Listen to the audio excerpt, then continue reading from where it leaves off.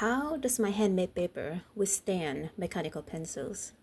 Today I tested my handmade paper with two mechanical pencils, one with a 1.3 millimeter lead and another with a 0.5 millimeter lead.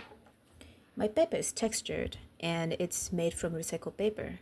And although it's not perfectly smooth, it's smooth enough to write on with the right tools. Let's test it out by drawing some patterns.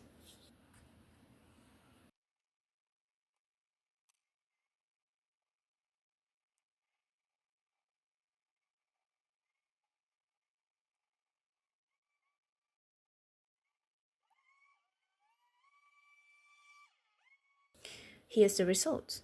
The 1.3 millimeter lead performs better because the bigger and smoother tip is unlikely to tear the paper surface, whether you draw a straight line or a more complex back and forth line.